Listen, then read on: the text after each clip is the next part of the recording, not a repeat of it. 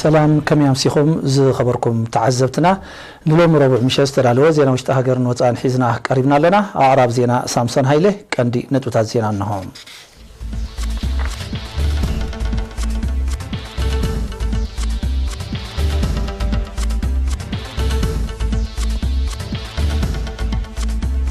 أبقى على قلقلة تمرتز التابع قسقاسي مزقبال لهم أبهارو وعوع بهلاون سنة رباون نتفتات تخايدوم محب سدراسوات بزل على خدفاء المخانو هامة زوبا سمينوك إحب حرقريتهم من قسط مالي مسمرحة عطوات وجلتات كالزرارب قرب مهلا وحابيروم بريزيدنت تركي سرايت سوريا زكايدو زلو تهدرا وفريكو قوارتوات انكيعوم نيتو أبزوبا ماكلا مبرع زكايدو تهدرا منكساس كسبحا مخان قريتهم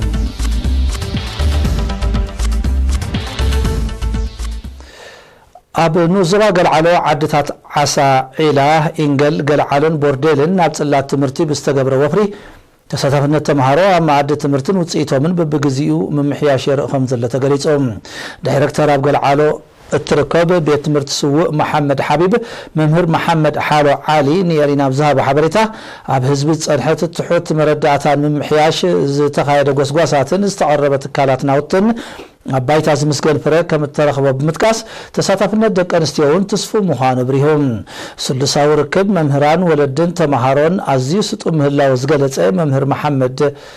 وصيغو باستفرالي مغنياتات عدل تمرتي زحالفهم قواسوت عدل تمرتي رخيبهم زمسقن وتصيت بمرعي تمرتهم بقبو يكتاتلو خمزلو بمن تصار دما تساتفنا الدك انستيوا مع عدل تمرتي مع ردك تبعاتي بتيحو خمزل حبيرهم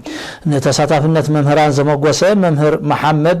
هزب تخوابي قدم حجي اب العلوت كولجات تماهيرهم اب تخوابي بمويا ممهرنا توافيرهم زلو من اسيات تصبو ابنت هزبن تمهارون يخونو اب رأس مهلاهم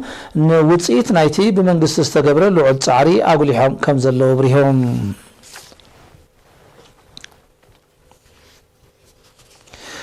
أما كان من محدار نوزبها بروز خونات عاريتاي ككاير زغانيه بهلاو سنة وباون سبورتاون كنا تمهارو لعود تساتفو تمهارون من اسيات بزن تتصوارقلو وعوع هواه تزازيمهم اتخاب حادق ساب حمش تلكاتي تستخايد انا تمهارو نعور عاق من زنبالن من اسيات بهلاوي سنة وباون سبورتاون نطفتات زفتش بمنبارو عبيات تمرتي بزل على درجات تساتفو انزن تصوارقالو مدرخ كم زنبرت تقريتهم اتي بودرات كعس اقري كعس مربب اتلتيكس درفتات قطمتات موسيقى دراما استسنيه انا بولد دي لعل تقبالنت كم زرخبه وكيل إيرين حبيرم محدارنو زباها برو آتو فتو قبر مسكال لابزها بقال بهلاون سنو سبورتاون ودرات نابزل على درجان خعبي حيال تساتفنت كنت سبارا دحري مزخخار بفلا من اسيات ابزته بوم زفتشن زمعبلن مدرخات كساتفو تصويعهم تقانتاتات من محدارات كباب عاريتاي هابرو تصلم هابرو صعدا قرعبل فلفلن ماكل طعنا نو زباها برو استساتفو ودرات قانت العمل ناي عاريتاي تعاويتات اللهم موداتا بخلتي صوتا بولقن بغانتا نستعوتو الشلمات تعديلهم بيت صحفه منستر تمرتن وزبا حبرو حلف احادو بهالن سبورتن ممهر محمود علي نتمدب كون مقبار نستساتف ولدن تكالات منقستن بممسقان تحت عرض سبورت ممحياشن ممعبالن ترى حبرة سبن مشارخة أكالاتن كعزز التحساسيبهم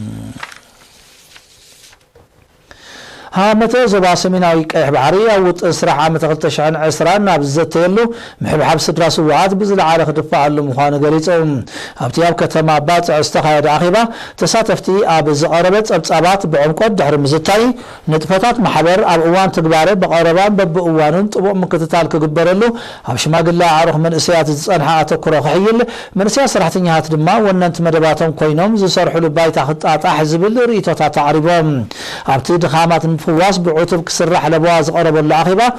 ودابيتات محبر بمدل دال من اسيات زمازنن نايتوادا دارنت منفس زسرصن ادمع امامات مكياد ترانا بركوتون محبرن مشارختن وسان مخان تحبيرم صحافه هقدف زبا سميناو قحباري اتو هايله تولد برهانن ابون برهانته اتو صالح احمد دينن اب زسمع وقال باللجاتات من اسيات بمعقابن بمدنفعن ناي 5 عام استراتيجياوي وطن تغباراوي كم زخون صنع امنتهم غليصام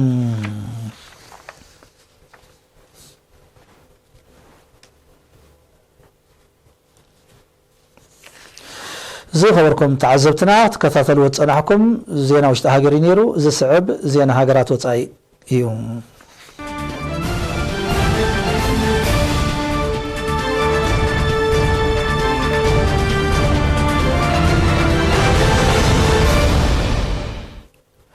ፕሬዚደንት ማሊ ኢብራሂም ባባከር ከይታ ሃገሩ ምስ መራሕቲ ዕጡቃት ጉጅለታት ዝርርብ ከተካይድ ቀረብቲ ምህላው ሓቢሮም ፕሬዚደንት ኢብራሂም ከይታ ብ10 ለካቲት ኣብ ዝሃበ መግለጺ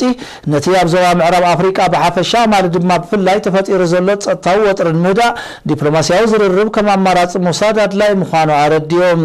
እቲ መደብ ኣቐዲሙ ተሓሲቡ ምንባሩ እንተኾነ ግና ክትግበር ከም ዘይከኣለዩ ፕሬዚደንት ከይታ ዝሕብር ማሊ ነቲ ካብ 2012 ዝተፈጥረ ጸጥታውን ወተሃደራውን ቅልውላውን ምምካት ከተካይዶ ጸንሐት ወተሃደራዊ ስርሒታት ዛጊት እወታዊ ውጽኢት ኣይተረኽቦን ዘሎ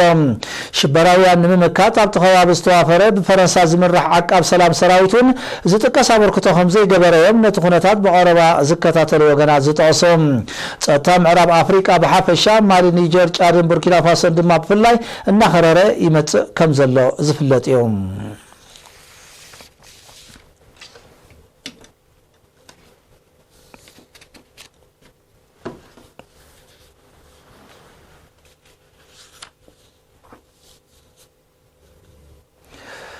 ሰራዊት መንግስት ሶሪያ ب10 ለካቲት ኣብ ሰሜናዊ ምዕራብ ኢድሊብ ኣብ ልዕሊ ዝተደኮነ ወተሃደራዊ ንቁጣ ሰራዊት ቱርኪ ብዘካየዶ መጥቃዕቲ 5 ወተሃደራት ቱርኪ ብመቕታሉ ዝተቆጥዐ ፕሬዚደንት ቱርኪ ጠይብ ኤርዶጋን ሰራዊት ሶሪያ ዘካየዶ ዘሎ ወተሃደራዊ ወፍሪ ከቋርጾ ናይ መወዳእታ ክብል ዝጠቐሶ መጠንቀቕታ ሂቦም ፕሬዚደንት ኤርዶጋን ብ12 ለካቲት ኣብ ዝሃበ መግለጺ ሰራዊት ሶሪያ ኣብ ዞባ ኢድሊብ ዘካየዶ ዘሎ ወተሃደራዊ ወፍሪ ተወሳኺ ኣባል ሰራዊት ሃገሩ ግዳይ ምዝኸውን ናብ ልዕሊ ዒላማታት ሰራዊት መንግስት ሶሪያ መልሰ ግብሪ ክወሃበሉ ምዃኑ ያጠንቂቖም ብዘይካዚ ፕሬዚደንት ኤርዶጋን ኣብ ዞባ ኢድሊብ ዝርከቡ ተቃወምቲ ሓይልታት ሶሪያ ሰራዊት መንግስቲ ኣብ ልዕሊ ዒላማታቶም ደብዳብ ከካይድ ምኽንያት ካብ ምፍጣር ክሕየቡ ጸዊዖሎም በዚ ድማ ኣብ መንጎ ክልቲአን ጎረባብቲ ሃገራት ከምኡውን ኣብ መንጎ ቱርክን ቀንዲ ደጋፊት መንግስቲ ሶሪያ ዝኾነት ሶሪያን ተፈጢሩ ዘሎ ምትፍናን ናብ ሓድሽ ደረጃ ዓሪጉ ከም ዘሎ ይግለጽ ኣሎ ብደብዳብ ሰራዊት መንግስቲ ሶሪያ ኣብ ዞባ ኢድሊብ ኣብ ዝሓለፈ 10 መዓልታት በጠቅላላ 13 ኣባላት ሰራዊት መንግስት ቱርኪ ተቃቲሎም ኣለው መንግስት ቱርኪ ጸጥታን መሬታዊ ሓድነትን ሃገሩን ምሕላው ኣብ ውሽጢ መሬት ሶሪያ ካብ ወተሃደራዊ ህላወ ናጻ ዝኾነ ከባቢ ከሊሉ ከም ዘሎ ዝፍለጥ ኮይኑ ሰራዊት ሶሪያ ካብቲ ዞባ ክርሕቕ ዘጠንቀቕ ዘሎ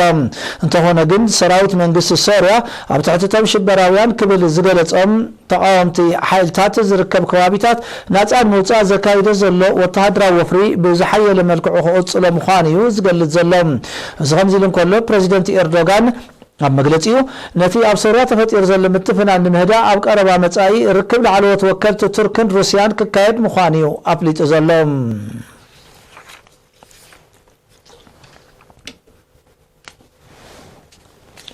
ኪዳን ሰሜን አትላንቲክ ኔቶ ሽበራውያን ንምቅላስ ኣብ ዞባ ማእከላይ ምብራቅ ዘካይዶ ወተሃደራዊ ምንቅስቃስ ከስፍሖ ምዃኑ ገሊፆም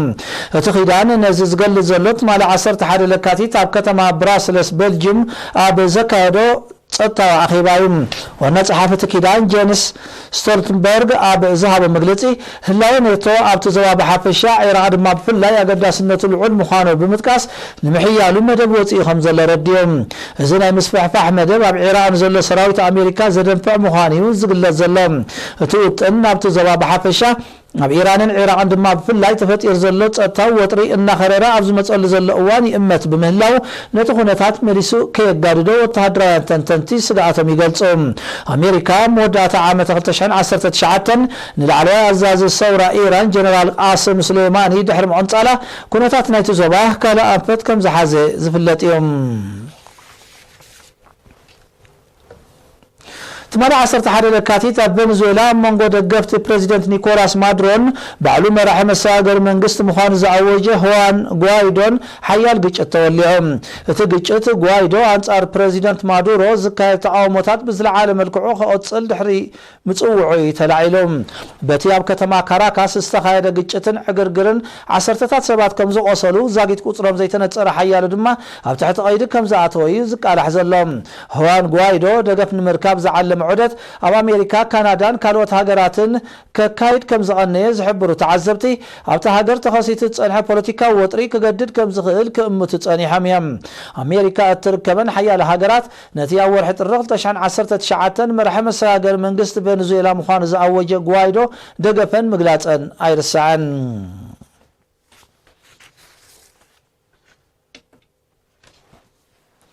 መንግስቲ ፊሊፒንስ ምስ ኣሜሪካ ጸንሖን ልዕሊ 10 ዓመታት ዝቐጸለ ወተሃደራዊ ውዕል ክስርዞ ምዃኑ ብወግዒ ኣፍሊጦም ፕሬዚደንት ሮድሪጎ ዱተርቴ ሃገሩ ኣብ ወተሃደራውን ጸጥታውን መዳያት ኣብ ኣሜሪካ ዝጸንሐ ጽጋዕተኛነት ከተወግድ ከም እትደሊ ብምሕባር ነቲ ኣብ 98 ዝተኸተመ ስምምዕ ከም እተቋርጾ ብ11 ለካቲት ገሊጾም ሰራዊት ኣሜሪካ ፊሊፒንስ በቀዳምነት እኳ እንተዘይዓስከረ በብዓመቱ ናብቲ ሃገር እናተመላለሰ ወተሃደራዊ ልምምድ ከም ዘካይድ ከምኡውን ሰብኣዊ ሓገዝ ኣብ ምግባር ክነጥፍ ምጽንሑ ጸብጻባት የረድኦም ይኹን እምበር ህላወት ሰራዊት ንፊሊፒንስ ስጋት ክፈጥረላ እንተዘይኮይኑ እወታዊ ረብሓ ከም ዘይብሉ እዩ ፕሬዚደንት ዱተርተ ዝሕበር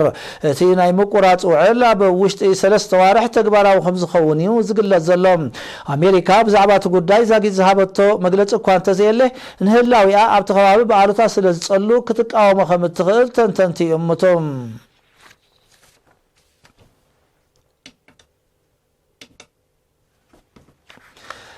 ኣብ ዝሓለፈ መዓልታት ኣብ ሰፊሕ ክፋል ቦሊቪያ ዝወቕዐ ብርቱዕ ዝናብ ዘስዓቡ ሓደጋታት ዕለቕለቕ ምህማም መሬትን ጋሻዊ ሕጅን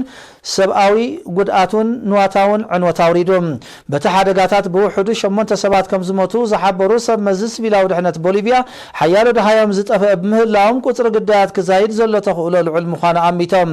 ብዘይካዚ ብዝተኸስተ ሓደጋ ምህማም መሬት ልዕሊ 50 ኣባይትን ህንፃታትን ከም ዝዓነወ ብሰንኩ ድማ ልዕሊ 250 ስድራ ቤታት ብኣሉታ ከም እተጸልዋ ዝሕበር ዘሎም ኣብ ቦሊቪያ ካብ ሕዳር ክሳብ መጋቢት ብርቱዕ ዝናብ ከም ዝወቅዕ ዝሕብሩ ጸብጻባት ብሰንኩ ከቢድ ክሳራታት ከም ዝወርድ ጸብጻባት የረድኦም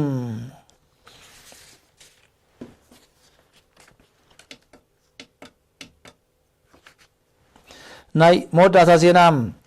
ኣብ ሃገራዊ ሕዛእቲ ኬንያ ዝርከቡን ሓደጋ ምጽራት አንጸላሊዎም ከም ዘሎ ዝግለጹን ጸለምቲ ዓሌት ሓርሽ ናይ መድሃኒት ተጻዋርነት ብዘጥረ ቀታሊ ዓሌት ባክቴርያ ተጠቂዖም ከም ዘለው ተገሊጾም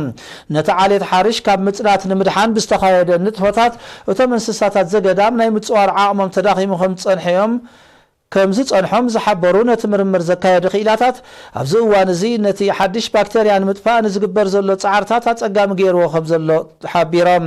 እቲ ባክቴርያ ነቶም እንስሳታት ዘገዳም ንምርማር ካብ ዝተዋፈሩ ሞያውያን ወይ ድማ ብሰንኪ ምብካል ምንጭታት ማይ ዝሰዓበ ክኸውን ዘሎ ተኽእሎ ልዑል ምዃኑ እዮም ክኢላታት ተዓውዲ ዝእምቱ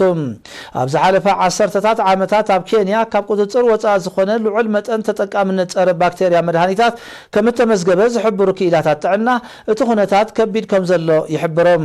እዞም ቀርኖም ንምውሳድ ብዝግበር ዘይሕጋዊ ሃድን ሓደጋ ምጽናት አንጸላሊዎም ዘሎ ዓሌት ሓርሽ ብደረጃ ዓለም ጠቕላላ ቁጽሮም ናብ ትሕቲ 29000 ወሪዱ ከም ዘሎ 500 ካብኣቶም ድማ ኣብ ኬንያ ከም ዝርከቡ ጸብጻባት የረዶም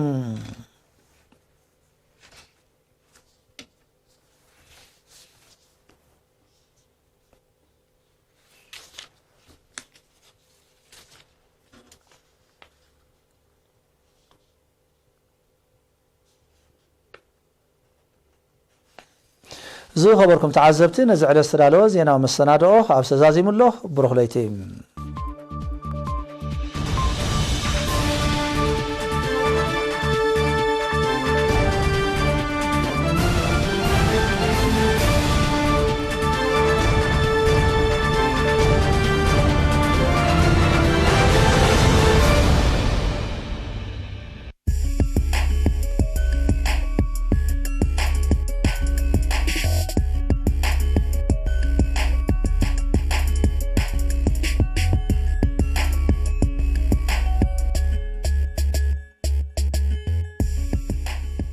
سلام كم يسعدكم كبرات عزب تعيطوا زينا سبورت انه زينا زغرب لكم ميكائيل حرقون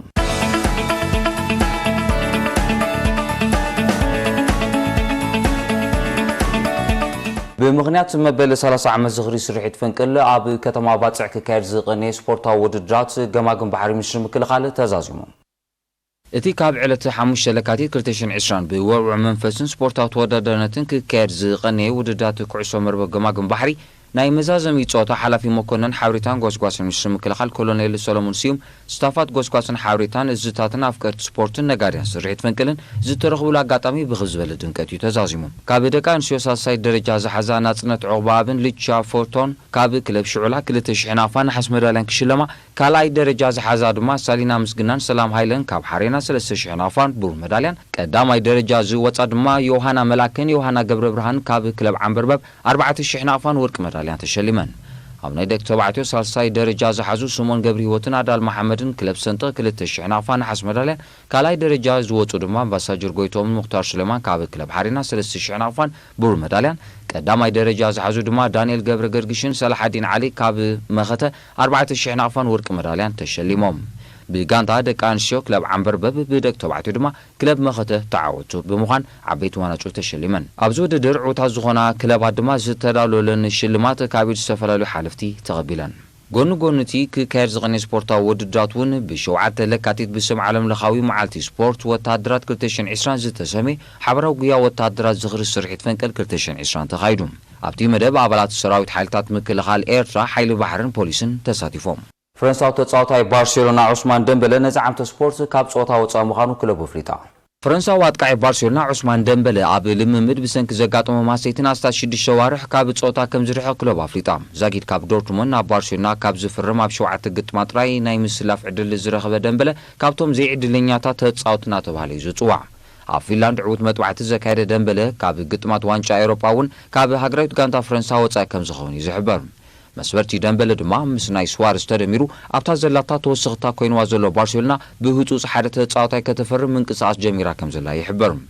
ብመሰረት ሕጊ ፌደሬሽን ኩዕሶ እግሪ እስጳኛ ሓንቲ ክለብ ተጻዋታ ካብ 5 ወርሕን ልዕሊኡ ካብ ጾታ እንተዳሪሑ ካብ ካልእ እስጳኛዊት ጋንታ ኣብ ዝኾነ ግዜ ተጻዋታይ ከተፈርም ትኽእል ብምዃና ባርሴሎና ጠምታ ናብ ተጻዋታይ ኣርሰናል ዝነበረ ሉቃስ ፔሬዝ ጌራላም ባርሴሎና ነዚ ወዲ 31 ዓመት እስጳኛዊ ንፍራም 21 ሚልዮን ሰሊዓ ምንቅስቓስ ጀሚራ ከም ዘላ مربب حبريتا ديبورتيفو غليصالام ፔሬዝ ብዛዕባ ምስጋር ባርሴሎና ተሓቲቱ ኣብ ዝሃቦ ምላሽ ኣብ ዝእዋን ሙሉእ ልበይ ኣብ ኣላቨስ እዩ ዘሎ እዚ ናይ ባርሴሎና ጻውዒት ግን ኣብ ክራማት ክኸውን ከም ዝኽእል ሓቢሩሎም ፔሬዝ ካብ 2016 ክሳብ 2018 ኣብ ኣርሰናል ምጽዋቱ ዝዝከር እዩ ናይጀርያ አጥቃዒ ማንቸስተር ዩናይትድ ይጋህሎ ክለቡ አንጻር ቸልሲ ኣብ ዝህልዋ ጾታ ክስለፍ ምዃኑ ኣሰልጣኝ ሶልሻየር ሓቢሩ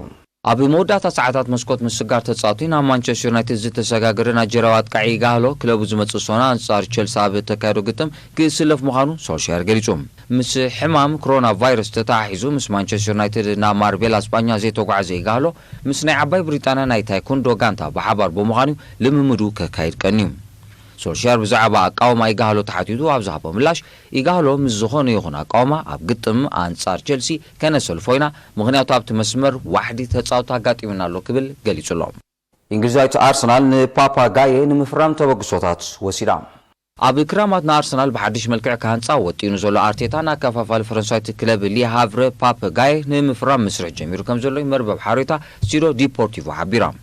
አርቴታ ነዚ ኣብ ካልኣይ ዲቪዥን ክለባት ፈረንሳ ዝጻወቱ 21 ዓመት ጋዬ ንምፍራም ምስ ክለባት ኤሲ ሚላን ኡዲነዘ ሴቪያን ኣብ ቅልስ ከም ዘሎ እታ መርበብ ሓበሬታ ወሲኻ ገሊጻ እዚ ንብቕዓት ፈረንሳዊ ኣከፋፈልቲ ፖል ፖግባ ንጎሎ ካንተን ኣጣሚሩ ከም ዘሎ ዝንገረሉ ጋዬ ብዘንጸባርቆ ዘሎ መሳጢ ብቕዓት የዒንቲ ዓበይቲ ክለባት ኤውሮጳ ስሒቡ ዝርከብ መንእሰይ ኣከፋፋሊ እዩ ብብቕዓት ኣከፋፈልቱ ዛካ ቶሬራን ጎንዶዝን ዝተጠራጠረ ኣርቴታ ኣብ ክራማት ንጋዬ ኣብ ዝምስርታ ሓዳስ ኣርሰናል ኣባሉ ክገብሮ ቢጉ ከም ዘሎ እታ መርበብ ሓበሬታ ወሲኻ ገሊጻ ቸልሲ ንተጻዋታይ ዋትፎርድ ዓብዱላሂ ዳኮረ ንምፍራም ተበግሶታት ክትወስድ ምዃና ኣፍሊጣ ቸልሲ ኣብ ቀረባ መዓልታት ካብ ዋትፎርድ ተፋኒ ናብ ተሳታፊ ሻምፒዮንስ ሊግ ዝኾነት ክለብ ክጽምበር ከም ዝደሊ ንዝሓበረ ፈረንሳዊ ዳኮረ ንምፍራም መስርሕ ከም ትጅምር ተሓቢሩ ሓደ ካብ ወሰንቲ ተጻዋቲ ዋትፎርድ ዝኾነ ዳኮረ ኣብዚ ዓመት ንክለቡ 4 ሸቶታት ኣመዝጊብላ ይርከብ ኣብ ፕሪምየር ሊግ ክጸኒሕ ዝደሊ ክጸንሕ እንተዳ ኮይነ ግን ደረጃ ክብ ዝበለትን ኣብ ግጥማ ሻምፒዮንስ ሊግ እትሳተፍ ጋንታ ክፍርም ዝደሊ ክብል ወዲ 27 ዓመት ዳኮረ ገሊጹሎም ኣብ ልዕሊያ ተወሲኑ ዝነበረ እገዳ ዝተለዓለላ ቸልሲ ኣብ ዝሓለፈ ወርሒ ጥሪ መስኮት ምስጋር ተጻዋቲ ብርኪ ዝበሉ ከዋኽብቲ ከተፈርም ግምት ብዙሓት እዩ ነይሩ ይኹን እምበር እታ ጋንታ ዝኾነ ተጻዋታይ ከይፈረመት እዩ ትመስርሕ ተዓጽዩ ሰለስተ ክለባት እንግሊዝ ንቤልጅማዊ መርተንስ ንምፍራም እውን ድሌታተን ገሊጸን ኣለዋ ክለባት ማንቸስተር ዩናይትድ ኣርሰናል ቸልሲን ቤልጅማዊ አጥቃዒ ናፖሊ ድረስ መርተንስ ንምስጋር ኣብ ውድድር ከም ዝኣትዋ ተገሊጹሎም ናፖሊ ነዚ ወዲ 32 ዓመት ኣብ ሳን ፓውሎ ንምጽናሕ ዘቕረበቶ ዓመታዊ ናይ 3.3 ሚልዮን ፓውንድ መሃያ በቲ ተጻዋታይ ተነጺጉ መርተንስ ግን 6.3 ሚልዮን ፓውንድ ኣብ ዓመት ሓቲቱ ዘሎም እዚ ዝተዓዘባ ክለባት እንግሊዝ ድማ መርተንስ ኣባል ንምግባር ይጓያ ከም ዘለዋ መርበብ ሓበሬታ ESPN ሓቢራ